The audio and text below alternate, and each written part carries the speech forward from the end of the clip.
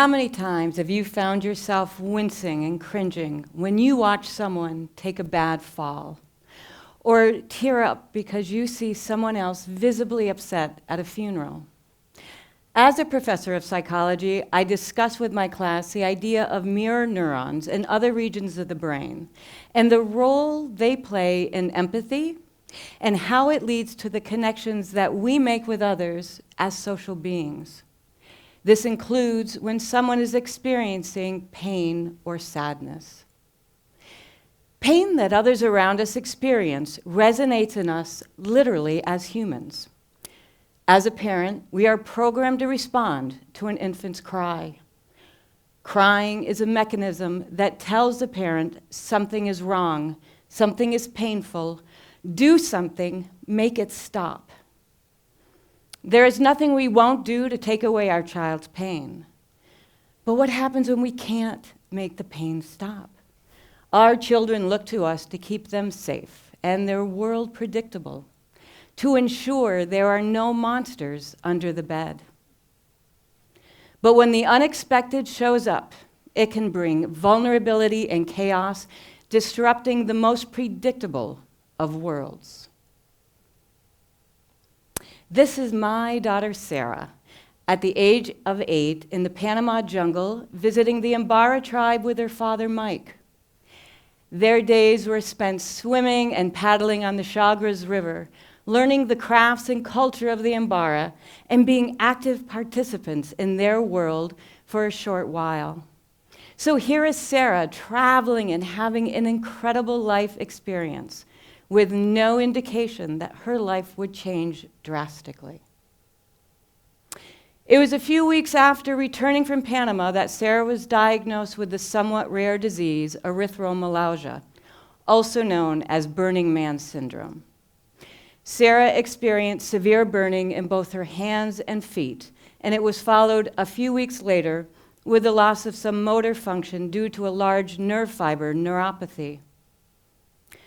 Sarah was first in Burlington, Vermont, and then Boston Children's Hospital for many weeks, and it's where Sarah's care continues today. So there was no easy solution to controlling the pain, and our moments of sheer fear and panic became an almost daily experience. We took turns keeping ice packs filled for Sarah, as it was the only thing that seemed to keep the burning at bay. And this was truly a time of chaos and total vulnerability for all of us. But through this chaos and vulnerability came new connections, as well as previous connections being strengthened. And it's these connections that were demonstrated to us in so many ways throughout our experience. So although Sarah had been receiving incredible care since arriving at Boston Children's Hospital, we hadn't seen any change in her condition.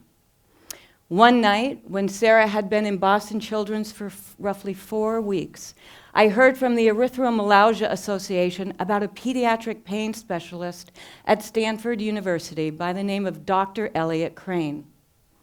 I found a linen closet where no one would hear me call Dr. Crane's office, and I left a very erratic message explaining Sarah's situation and that Sarah was being treated at Boston Children's. Little did I know, I was leaving a message with the former residency colleague of the physician in charge of Sarah's care at Children's. Early the following morning, Dr. Charles Bertie, a Time magazine hero and medicine recipient, among other distinguished awards, was waiting for me outside of Sarah's room. Dr. Bertie was in his biking gear, his helmet resting on his hip. He smiled at me and shared that he received a call from a colleague of many years and that Dr. Crane was aware of Sarah's situation before my call. I felt very sheepish for a minute, but then I reminded myself, it's okay. I am doing my job as her mother. It also became apparent that things were not working in a vacuum. People were concerned, people cared, and were connecting with others to help. When looking at Sarah's case, we could have assumed that the only focus was treating the erythromelalgia, but that would be wrong. Here is an 8-year-old child who had been taken from all she knew of how the world worked and thrown into a centrifuge of doctors, nurses, tests, and medications. And this had to happen. But what also had to happen was for Sarah to connect with others on both the inside and outside of her situation to help make sense of it all. And that said, Mike and I had to do the same. While in Boston, we were given the place to stay as a gift by this wonderful family, and it was given to us for an extended period of time while Sarah was receiving treatment. And this connection came from Sarah's Uncle Kevin. Uncle Kevin knew this wonderful family who had a summer home in the Adirondacks. And this led us to Jessica. Jessica became one of those people who Sarah put faith in and trusted that there were rainbows to be found even in a downpour. Jessica made sure Sarah had fun crafts and activities during long periods of time in Boston and filled Sarah's time with crazy and fun stories. And as Sarah continued to grow, so had this relationship, a connection that developed through empathy and the desire to help. Another connection was in Sarah's hometown of Lake Placid in the Adirondack Mountains. Sarah's second-grade teacher, Natalie Colby, made the 6-hour drive to see Sarah and to bring a quilt made by her classmates, a quilt that hangs in her room still today. Family and friends also made the long drive to see Sarah, even though they weren't able to stay long due to the extensive pain she was experiencing. These visits gave Sarah strength, however, knowing that people that she cared so much about also cared deeply for her and were still with her. As the years continued, a host of new medications and treatment plans brought us to Boston roughly every 5 weeks for 5 years. And many times the trips to Boston were provided to us by Patient Airlift Services Skyhope, offering flights to and from Boston at no cost to us. And this connection came through our dear friend Maureen. And once back in Boston, staying at the home of the same kind and incredibly generous family who were there for us during our initial crisis. The connections and supports kept growing, but Sarah's condition eventually morphed into what is referred to as chronic regional pain syndrome, or CRPS. Sarah began experiencing symptoms such as significant headaches, chronic fatigue, and other issues, along with the ever-present erythromelalgia. When Sarah was 14, she was spending less and less time attending school and sleeping on average 16 to 20 hours a day, having little engagement with anyone. Every morning, we woke hopeful that Sarah would feel good today, good enough to go to school, good enough to want to be with her friends, good enough to go outside, just good enough to want to do anything. But it wasn't happening. Sarah was losing connection with all that she had worked so hard to rebuild. On one of the darkest days in January of 2018, we received a call that there was an opening at the Mayo Family Pediatric Pain Rehabilitation Center at Boston Children's Hospital. And it was here at the PPRC that the daily patterns of existence bringing little relief were going to be broken, and that Sarah would face one of the hardest challenges of her life. Sarah worked to train her brain to interpret the pain signals into something different, less malicious. Sarah was now working on making new connections within her own body. So while we worked on strengthening the connections that had weakened in Sarah's outside world, Sarah was working on the weakened connections within her own world and in her own body through daily rituals to maintain all that she had gained during her 7 weeks at the PPRC. I will state again, this was incredibly hard work.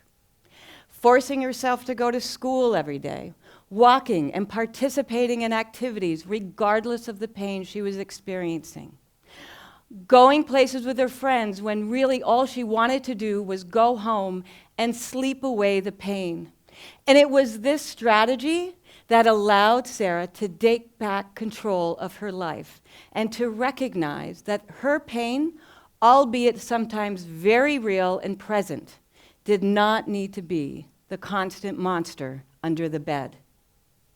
Sarah was taught the tools necessary to overcome her fear and through mitigated and mindful steps, get back into life, a life of her choosing.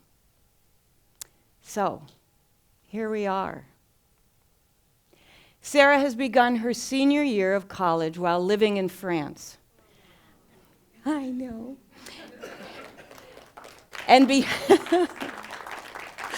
And behind the scenes, the Birdie Lab in the Manton Center for Orphan Disease Research at Boston Children's Hospital continue to research treatments to help manage neuropathic pain that children like Sarah experience, while also researching for the causes of these conditions.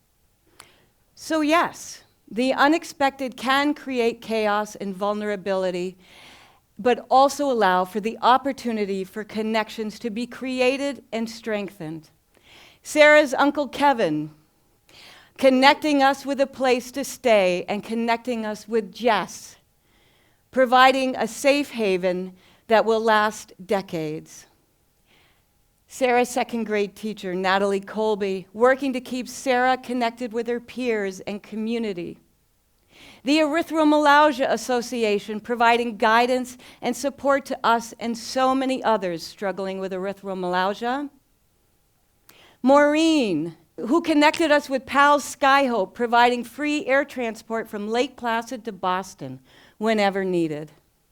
The Adirondack Foundation, who reached out and provided a grant from the Christopher Hollowell Fund, a fund created to support families with ill children. Why? Because it was at one time this family's heartbreaking journey. And finally, the connection of Dr. Birdie, the PPRC, and the researchers that continue to make connections throughout the world, working toward discovering cures and causes for erythromelalgia and other diseases associated with neuropathic pain in children. And it is these connections that remind us that no matter how deep in the woods we literally or figuratively are, we are by nature social beings, that when faced with seemingly impossible situations, these unsolicited connections provide new ways of looking at old problems. Connections in our relationships, in our communities, with the experts, and most importantly, the connections that occur within ourselves that allow us to live our best lives. I believe Sarah May is proof of that. So, as I stand here today with life a little calmer and the clouds clearing away, I can wholeheartedly say that it was those who reached out and connected with Sarah and us who made all the difference. We know all the reasons why people may not ask for help when they need it. But I also know we are biologically designed to recognize when someone needs help. According to the Oxford English Dictionary, the term charity originally meant Christian love for one's fellow, which I liken to love for one's fellow. We are designed to recognize when someone is in need of help. It is in our wiring, and it is truly a natural connection we can all make. Thank you.